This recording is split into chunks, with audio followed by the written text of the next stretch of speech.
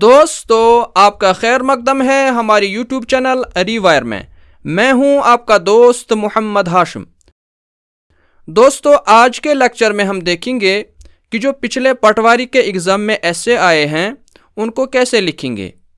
جیسے یہاں پر لکھا ہے کہ مندرجہ ذیل موضوعات میں سے ہمیں کسی ایک پر مضمون لکھنا ہے۔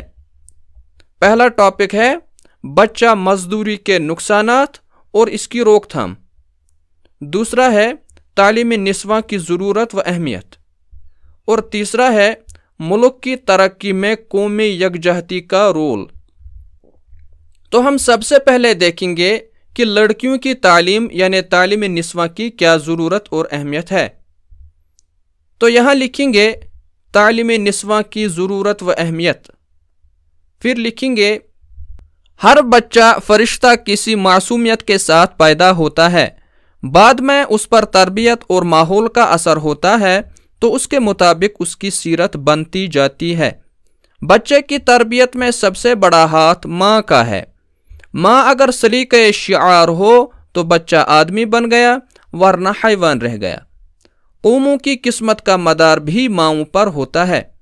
اس سے لازم آتا ہے کہ عورتوں کو علم کے زیور سے آراستہ کرنا ضروری ہے۔ پڑھی لکھی شائستہ ماں بچے کی بہتر پرورش کر سکتی ہے اور اس کی سیرت کو سنوار سکتی ہے۔ ایک ان پڑھ گنوار ماں کا اس کے بچوں پر برا اثر پڑتا ہے۔ ان میں اٹھنے بیٹھنے، بولنے چالنے اور دوسروں سے واجب سلوک کرنے کا سلیقہ نہیں ہوتا۔ وہ بد زبان اور بے ادب ہوتے ہیں۔ گستاخی اور شرارت ان کی نمایاں خصوصیت ہوتی ہے۔ سد بدھ رکھنے والے لوگ عورت کو مرد کا بہتر نصف خیال کرتے ہیں اور اس کا واجب احترام کرتے ہیں، کیونکہ دنیا بھر کے اوتار، ولی، پیر، پیغمبر انہی عورتوں نے جنے ہیں۔ بڑے بڑے بادشاہ اور وزیر انہی کی گود میں پلے ہیں۔ اس لیے ایسی معزز ہستی کو زیور تعلیم سے محروم رکھنا کہاں کی دانائی ہے۔ تعلیم سے مراد یہ نہیں کہ لڑکیوں کو BA اور MA تک پڑھایا جائے۔ یہ ضروری نہیں کہ عورتیں سیاسیات کے میدان کی شہسوار ہوں یا وکالت میں نام پائیں، مگر اس قدر تو ضرور ہو کہ گھر کے کام کاج خوش اسلوبی سے انجام دے سکیں، بچوں کی پرورش بطریق احسن کر سکیں، گھریلو اخراجات کا حساب کتاب رکھ سکیں، خط پتر لکھ سکیں، دین، ایمان اور دھرم کرم سے واقف ہوں، صحت اور صفائی کے اصول جانتی ہوں، غرض امور خانہ داری کو اچھی طرح انجام دینے کی اہلیت رکھتی ہوں۔ عورت میں بھی وہی روح ہے جو مرد میں ہے۔ عورت میں بھی وہی تمام قوائے ذہنی و جسمانی موجود ہیں جو مرد میں پائے جاتے ہیں۔ ضرورت صرف ان قوتوں اور صلاحیتوں کو ابھارنے اور ترقی دینے کی ہے۔ یونیورسٹی امتحانات میں لڑکیاں لڑکوں پر سبقت لے جا رہی ہیں۔ IAS کے مقابلہ کے امتحان میں امتیازی درجہ حاصل کر رہی ہیں۔ ہر مذہب اور ہر ملت میں علم حاصل کرنے کی تلقین و تاکید کی گئی ہے۔ تعلیم نسواں پر کہیں بھی پابندی عائد نہیں۔ آج کی بیٹیاں کل کی مائیں ہیں۔ اگر ہم چاہتے ہیں کہ وہ عاقل اور سعادت مند ہوں اور مستقبل قریب میں نیک اور شفیق مائیں بنیں تو ان کے دماغوں کو علم کے نور سے روشن کرنا ہوگا۔ اس طرح سے ہمارا مضمون مکمل ہو جائے گا۔ اس کے بعد اگر ہم بچہ مزدوری کے نقصانات اور اس کی روک تھام پر مضمون لکھیں گے تو وہ کیسے لکھیں گے؟ یہاں لکھیں گے بچہ مزدوری کے نقصانات اور اس کی روک تھام، پھر لکھیں گے دنیا بھر میں معصوم بچے جن کے ہاتھوں میں عمر کے موڑ کے حساب سے اسکول کا بستہ ہونا تھا، جدید دور میں کئی مقامات پر تعمیری کام میں اینٹ اٹھا کر لے جا رہے ہیں۔ کوئی پنکچر کی دکان میں کام کر رہا ہے، کوئی ہوٹلوں میں جھوٹے برتن دھونے اور جھاڑو پوچھا صاف کرتے ہوئے کئی معصوم ہر علاقے میں نظر آتے ہیں۔ بچہ مزدوری کے کئی وجوہات ہیں، جیسے غربت اور خاندان کی معاشی بدحالی، خاندان سے دوری، گھریلو تنازعات یا یتیمی وغیرہ۔ بچہ مزدوری ایک ایسا ناسور ہے جس سے ان بچوں کے ذہن میں تعلیم حاصل کرنے کا احساس کم سے کم ہوتا جا رہا ہے، جس سے ان کی نشو و نما، تعلیم و تربیت، بچپن اور مستقبل برباد ہو جاتا ہے۔ نتیجہ یہ نکلتا ہے کہ یہ ملک کی ترقی میں بڑی رکاوٹ بن جاتے ہیں۔ موجودہ وقت میں غریب بچے سب سے زیادہ استحصال کا شکار ہو رہے ہیں۔ عالم یہ ہے کہ جو غریب بچیاں ہوتی ہیں ان کو پڑھنے بھیجنے کے بجائے گھر میں ہی ان سے بچہ مزدوری یعنی گھریلو کام کرائے جاتے ہیں۔ بچہ مزدوری کی سب سے بدترین شکل بچے کی نقصان دہ ماحول میں کام کرانا، منشیات کی اسمگلنگ کرانا اور بچوں کی جسم فروشی کرنا وغیرہ ہیں۔ بچوں کے بہتر مستقبل کے لیے ضروری ہے کہ ہم بچہ مزدوری کو روکنے کے لیے اقدام اٹھائیں۔ ملکی اور بین الاقوامی سطح پر قانونی اقدام اٹھانے کی ضرورت ہے جس سے دنیا بھر میں بچہ مزدوری کا مسئلہ حل ہو جائے۔ جیسے کہ ہندوستانی آئین کے مطابق کسی صنعت، کارخانے یا کسی کمپنی میں ذہنی یا جسمانی مزدوری کرنے والے 5 سے 14 برس کی عمر کے بچوں کو بچہ مزدور کہا جاتا ہے۔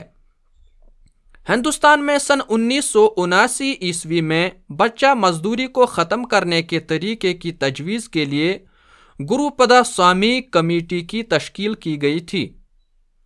سن 1986 عیسوی میں child labour prohibition and regulation act pass ہوا، جس کے مطابق خطرناک صنعتوں میں بچوں کی تعیناتی غیر قانونی ہے۔ ہندوستانی آئین کے بنیادی حقوق میں استحصال اور ناانصافی کے خلاف دفعہ 23 اور 24 کو رکھا گیا ہے۔ دفعہ 24 کے مطابق 14 سال سے کم عمر کا کوئی بھی بچہ نہ کسی کارخانے، نہ کسی کان یعنی مائن میں کام کرنے کے لیے اور نہ ہی کسی دیگر خطرناک کام کے لیے مقرر کیا جائے گا۔ ملک کی ترقی میں بچوں کا سب سے اہم تعاون ہوتا ہے جو ایک ملک کا مستقبل طے کرتے ہیں۔ اس لیے اولین طور پر کسی بھی ملک کی حکومت کا سب سے اہم کام یہ ہونا چاہیے کہ وہ بچوں، خاص طور پر بے سہارا بچوں کو مواقع دستیاب کرائیں تاکہ وہ مستقبل میں قوم اور ملک کی ترقی کا سبب بنیں، اور اس طرح سے ہمارا مضمون مکمل ہو جائے گا۔ اس کے بعد اگر ہم ملک کی ترقی میں قومی یکجہتی کا رول پر مضمون لکھیں گے تو کیسے لکھیں گے؟ تو یہاں لکھیں گے ملک کی ترقی میں قومی یکجہتی کا رول، پھر لکھیں گے سب کو خوب معلوم ہے کہ ایک ہی ماں کے پیٹ سے پیدا ہونے والے بچے آپس میں بہن بھائی ہوتے ہیں۔ ان بہن بھائیوں میں سے چاہے کوئی کالے رنگ کا ہو، چاہے ذرا گوری چمڑی رکھتا ہو، خواہ کوئی انگریزی پڑھ لے اور کوئی اردو میں بات چیت کرنے لگے، کوئی شلوار پہننا پسند کرے اور کوئی پتلون پہنے، کوئی گوشت کھانے کا عادی ہو جائے اور دوسرا دال چپاتی پر اکتفا کرے، یہ تمام اختلافات ان کی برادرانہ محبت پر اثر انداز نہیں ہو سکتے۔ اس قیاس کے پیش نظر ذرا فراخ دلی سے غور کریں تو یہ حقیقت ہر ذی عقل انسان پر روشن ہو جائے گی کہ ایک ملک کے سارے لوگ آپس میں بھائی بھائی ہیں۔ ہندوستان اس کی بہترین مثال ہے جہاں الگ الگ مذاہب کے لوگ آپس میں بھائی چارے کے ساتھ رہتے آئے ہیں۔ یہ ایک ایسا ملک ہے جہاں ہندو، مسلم، سکھ اور عیسائی سب آپس میں امن و امان کے ساتھ ایک قوم بن کر رہتے آئے ہیں۔ قومی یکجہتی ایک ایسی نعمت ہے جو ملک کی ترقی کے لیے ایک بنیادی عنصر ہے۔ ایک مضبوط اور متحد قومی یکجہتی مختلف شعبوں میں ترقی اور بہتری کی راہوں کو کھولتی ہے۔ یہ عوام کو ایک ساتھ لانے اور ملکی مفاد کے لیے کام کرنے کے لیے اہم ہوتی ہے۔ قومی یکجہتی کے رول کی بنیادی اہمیت ملک کی ترقی میں واضح ہوتی ہے۔ جب عوام ایک ساتھ مل کر ملک کی ترقی کے لیے کام کرتے ہیں تو ترقی کی رفتار میں اضافہ ہوتا ہے۔ قومی یکجہتی عوام کو ایک مشترکہ مقصد کی جانب لے جاتی ہے۔ وہ مختلف تعلیمی، صحت، معاشی اور سماجی مسائل پر مل کر کام کرتے ہیں۔ ایک مضبوط قومی یکجہتی ملک میں امن و امان کے لیے بھی اہم ہوتی ہے، کیونکہ جب عوام ایک ساتھ مل کر کام کرتے ہیں تو امن و امان کا محیط مضبوط ہو جاتا ہے، جس سے ملک میں دہشت گردی، فساد اور انتشار کے خلاف مقابلہ کرنے کی صلاحیت بڑھتی ہے۔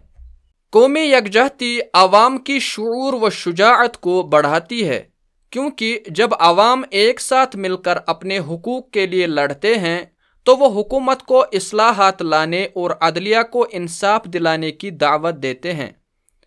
اختلافات کے باوجود قومی یکجہتی عوام کو ایک ملت کی خدمت کے لیے متحد کرتی ہے۔ وہ ایک دوسرے کی سننے اور سمجھنے کی صلاحیت کو بڑھاتی ہے اور انہیں معاشی، تعلیمی، صحت اور دیگر معیاری ضروریات کی طرف رہنمائی فراہم کرتی ہے۔ اختتاماً، قومی یکجہتی ایک عظیم نعمت ہے جو ایک ملک کو عالمی منصوبوں میں شامل کرنے میں اہم کردار ادا کرتی ہے۔